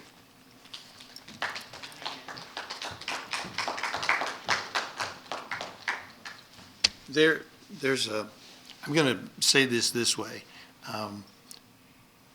Some people have sensitive positions, and so I try not to put them in the spotlight. So I did speak to Dr. Warren because he was a professor for 30 years, so he was in a sensitive position for 30 years. But he's written books, so his stuff is out there, and hopefully all of you will support when he does produce the consciousness. It's a different way of thinking, and I think it's going to help us. I want to be clear, if you have a civil rights issue, take it to the NAACP. There's a good team there led by President Brown. He doesn't agree necessarily with the stuff I say when I say it, so that's why I'm making a point. Brother Lewis has already spoken, and Brother Lewis always told me when I got here that he'd be my wingman, and now he's having to fly that jet by himself, because mine will be on a different commercial one here on the 26th, headed back to California. However, Mrs. William Moore, my co-chair for the state under President Roberts' task force, and President Brown, who's a member of that task force, the Ohio Collective, Ms. Tiffany Harris is a part of that. Attorney Flowers is a part of that group. Ms. Pamela Brown, Trish Etheridge is a part of that group. Wanda Smith, who is ill at this time, is a part of that group. And there are others that do good work. And there are others within the structure of the NAACP. The NAACP can only be as good as the people who buy membership, it's only $30, and then participate, volunteer to do something. Don't think you have to go on the streets, but do something to help somebody else. Because it is criminal what they're doing to our children. And I name names because that's my job. I won't have a meeting in the dark, in the corner, behind their back. I didn't find this out until I was doing research, and I learned that in 1954, I was 9 years old. So I had no idea that Thurgood Marshall was leading the team to fight for the 1954 decision. I was 9 years old. I was still playing my little stick horse. And was playing cowboys and Indians. Didn't even know that I was shooting the wrong ones. I mean, it's just, you're a kid, right? So I really appreciate the team that I work with and will continue to work with as long as I live. My youngest daughter is in California in San Pedro. My youngest son is going to be about 15 minutes away from me in Menifee, California, right up from San Diego, California. My granddaughter, my grandson, they're all there. And they have been after me for the last 2 years intensely and didn't want me to come in the first place. So it's difficult for children, and I compare myself with families who struggle. They didn't have to struggle. We left a household of $220,000 a year to come here to do this for free. And I tell the kids all the time when I meet with them, I do this because of you, and my mother asked me to do it. It's just the bottom line issue. So when people offered me certain positions, I wasn't interested. When there were certain threats, I wasn't interested because I knew I wasn't going to go anywhere until it was my time. So why worry about it? One way or the other, you're going. So I appreciate you. I thank you. I want to give a really shout out to a lady who's no longer here, former president of the NAACP at the state level, Mrs. McNabb, one that's still here, Ms. Ophelia Everett,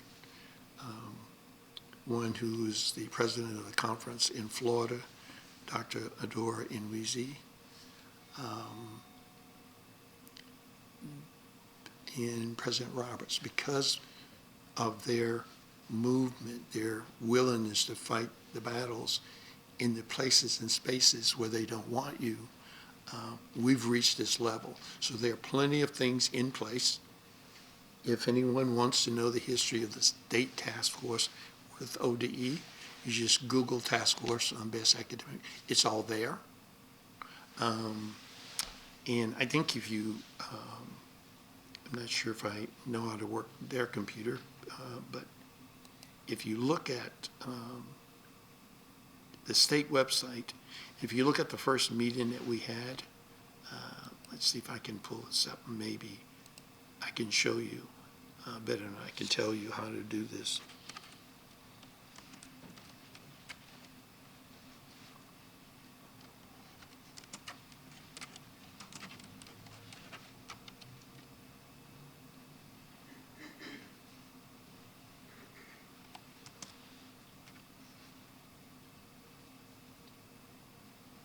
Whoops.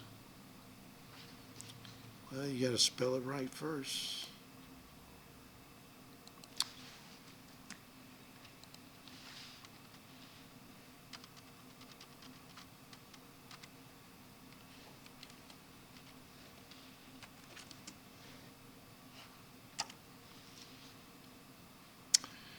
You notice it's easy to pop up. You put the first 3 words in, and it says Task Force on Best Academic Practice Models for Black Students.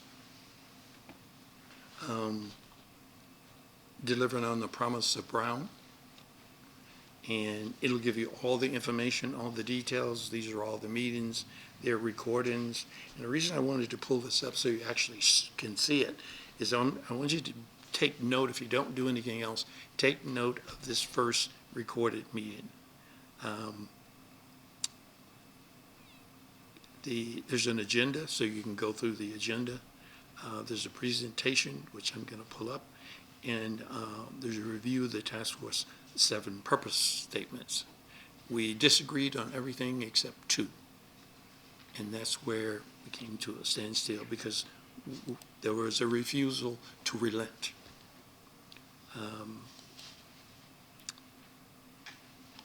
This was prepared for us by the Ohio Department of Education.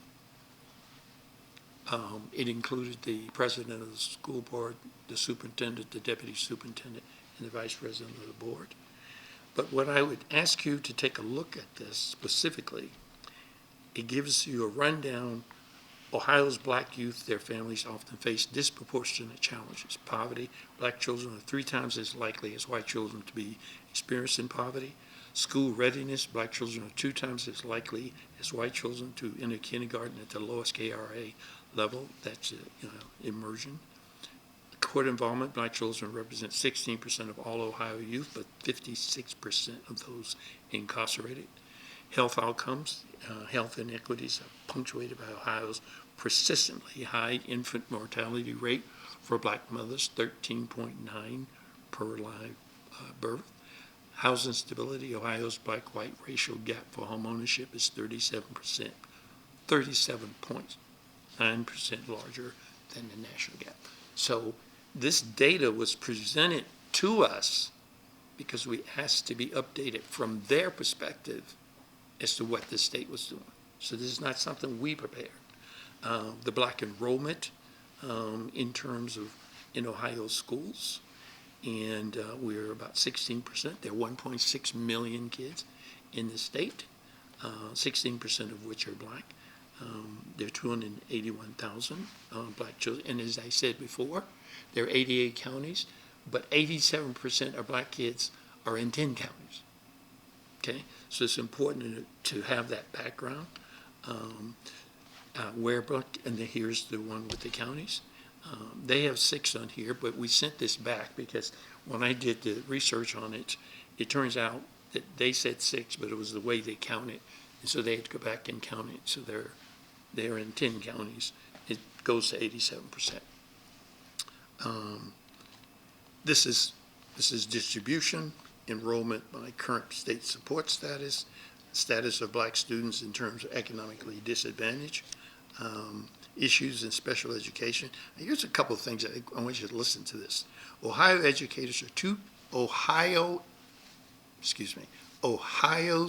educators are 2 times as likely to identify black students as having an intellectual disability. Define that piece. Intellectual disability.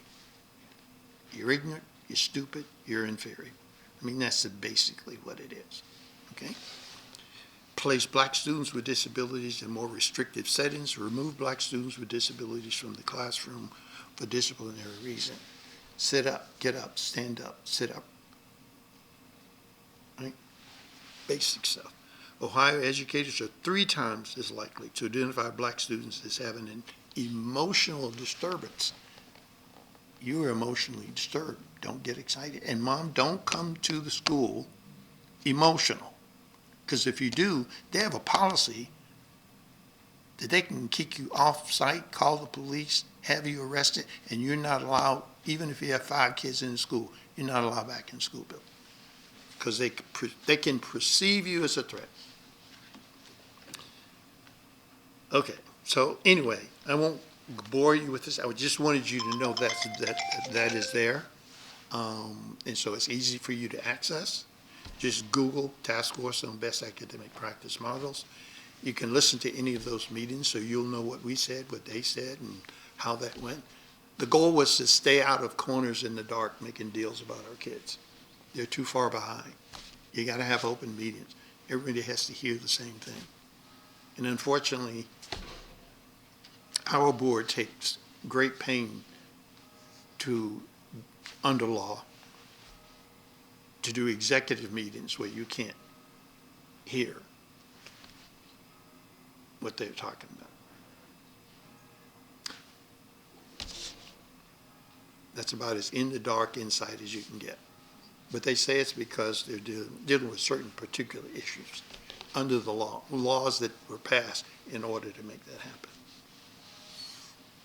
But they're still spending your tax money. So with that, I'm going to, if anyone has a question or want to know where I got that stuff, I'd be more than happy to tell you.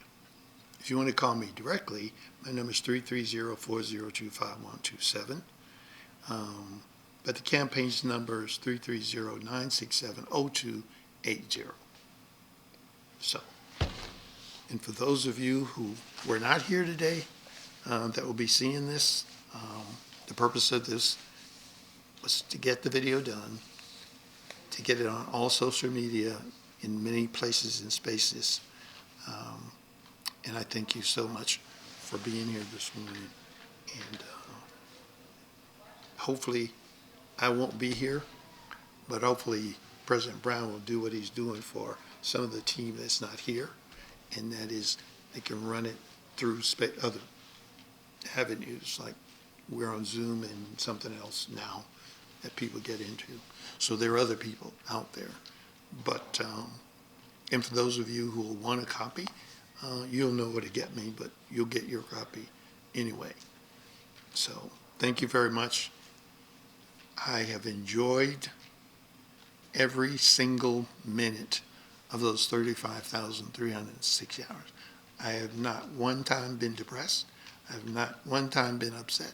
I have not one day got up and wasn't ready to go. So now I'll retreat so that those who are in charge can, hey, take it from here.